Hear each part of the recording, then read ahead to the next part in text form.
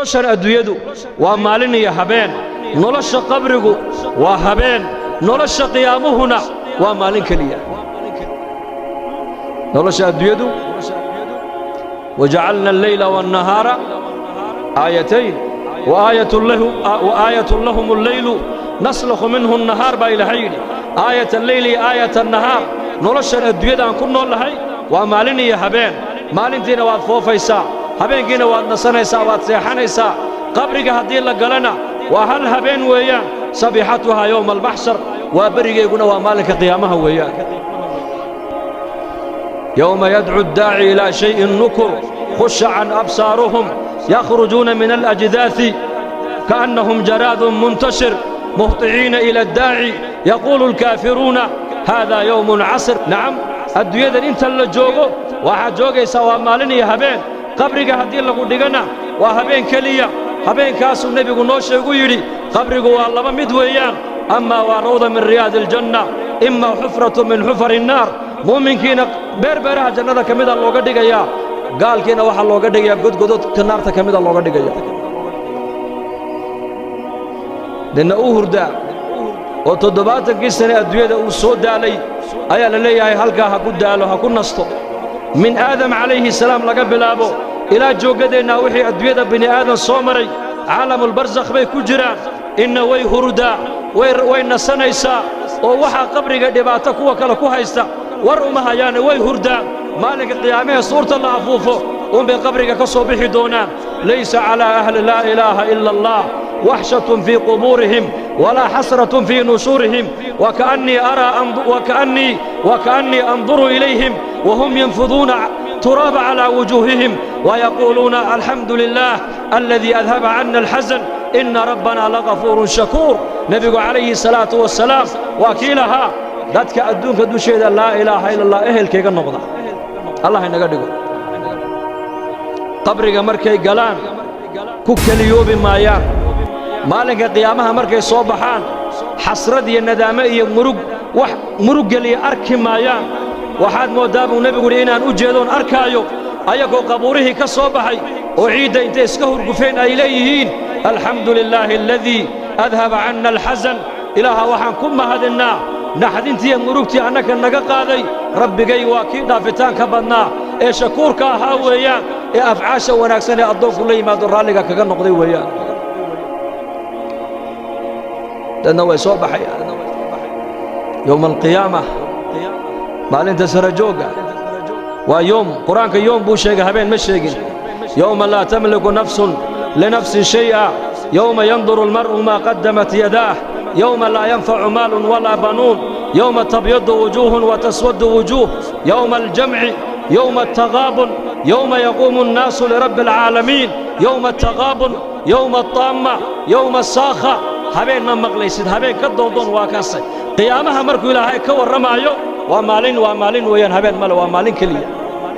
وفي يوم كان مقداره 50,000 سنة يومئذ تعرضون لا تخفى منكم خافية يوم تبيض وجوه وتسود وجوه يوم إلهي تبارك وتعالى يوم قاسنا قرآنك إلهي نوغو الشيقي وكنتم كنوا صندوا ابن عباس رضي الله عنهما مفسر كي قرآنك وحو كفسروا يلي أفرتن كنوا صنوا على الجوغي طبان كنوا صنوا حسابتا كل ماني دون تبولي أفرتن كنوا صنوا يا سيد الله تاقنان دون طبان كنوا صنوا حسابتا كل مان دون nin carabi oo reer baadiya ayaa saraka cuyr ya rasuul allah maalinka qiyaamaha khalqiga ayaa xisaabi doona markaasuu ilaahay baa xisaabi doona rabbiga xisaabi doona marka ninkii carabiga intuu sii jeestay buu yiri najawna wa rabbil ka'ba ka'bada rabbigeega ayaa ku dhaartay waan badbaadnay buu waan nabad galnay buu marka buu nabigu soo noqo saad ugu nabad gashay buu keenay bal ii sheeg wuxuu waa kariim ilaahay waa kariim haduu doono iska kaaya cafin buu ma cid baa isaga qabsanaysa buu waa kariim ما منكم من أحد إلا سيكلمه ربه ليس بينه وبينه ترجمان فينظر أيمن منه فلا يرى إلا ما قدم بنبي إنك ماذا مجرو هدو جران أبو رسول كل أي ربي جيبوا قيامها الله كل مدونا الدونك يا ربي جي مال انت عد وكلا فعلين ليس مجرته luqa carabiya lagu wada hadlaya xagga midigtuu eegi camalkiisii buu arki xagga bidixduu eegi camalkiisii buu arki hortiisuu eegi naartii buu arki fattaquu nnaara walow bishiqi tamra buu nebigu yidhi calayhi salaatu wasalaam war naartaa gaashaan ka samaysta buu nebigu yidhi gaashaan ka yeesha timir jeexeedoo sadaqada aad u bixisaan kolay noqotana timir jeexeed walow bishiqi tamra faman lam yajid fabikalimatin طayiba buu nebigu yidhi timir jeex timire ninkaanan helin buu nebigu leeyahay hadalka wanaagsan ha ku hadlo kelmad wanaagsan ku hadal subxaana allah waa kelmad wanaagsan alxamdu lilah waa kelmad wanaagsan amri bilmacruuf waa kelmad wanaagsan dikrigu waa kelmad wanaagsan istikfaartu waa kelmad wanaagsan laa ilaaha illa allah waa kelmad wanaagsan walaalkaaga muslimkood khayrka aad u sheegtaa waa kelmad wanaagsan munkarkood ummadda ka reebtaana waa kelmad wanaagsan kalimatu طayibatu sadaqa buu nebigu caطaa'a asulami raximahullah ninka la odhan jiray wuxuu ahaa nin murug badan buu ahaa murug badan salafu saalix 30 sano baa la yidhi ninkaasi dhulka mooyaane cirka ma eegin markaasaa lagu yidhi murugtan badan waa maxay baa lagu yidhi ma dadkani waxay ogaan baad adigu ogaatay baa laga yidhi dadka aniga waxba igama geline taydan anigu aan ka hadlayaa waxaan inii sheegayaa almowtu fii cunuqii geeridii baa qoorta ii sudhan waalqabru beytii halka lay dhigayana waa qabriga weeyaan waalqiyaamatu mawqifii meesha lay joojinayana waa banka qiyaamo weeyaan wa cala siraati طariiqii waddada lay marin doonana waa jidka siraad weeyaan warabbii laa adrii maadaa yafcalu bii rabbigay wuxuu igu samayn doonana kama warqabi buu yidhi anigu intaasoo marxala ninka ay sugayso isagu hadduu qosle ha qosle buu yidhi anu taydaan ka warramayaa buu yidhi intaan noolahay oohin baa nolosheeda ku dhammaysan buu yidhi almu'miniin caaisha radia allaahu canha shiddada qiyaamada markuu nebigeennu ka warramay calayhi salaatu wasalaam ayay tidhi yaa rasuul allah maalinka sara joogga ayaa u adkaysan karaya bay ku tidhi man yaqwa ayaa karaya bay ku tidhi 50 sannadood markaa buu nebigu yidhi caaisha qofka muuminka iimaanka leh ee adduunyada dusheeda ilaahay ku soo adeecay waa loo fudaydin salaadda faradka intaad tukataan in laeg baa banka qiyaama looga dhigi buu yidhi maalin maalmaha ka mida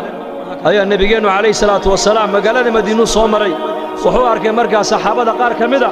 aqal yaroo cariishee markaa ay dhisayeen markaa buu nebigu yidhi maxaad haysaan waxay idhahdeen aqalkan baa soo yar duusayo waan la tiirinaynaayo waan la dhidhisaynaa markaa buu nebigu yidhi wallaahi anu ma arko ilaa saacaddaa ka degdeg badan buu ka yidhi saacadda qiyaamada ka degdeg badan buu ka yidhi intaad aqalkaa dhisaysaa malaggii suurta afuufayey waa israafiil calayhi salaam ayaa buuqii qaatay buu rasuulku yidhi foodhintii buu qaatay lugihiina u kala fidiyey markaasuu sidaa u haystaa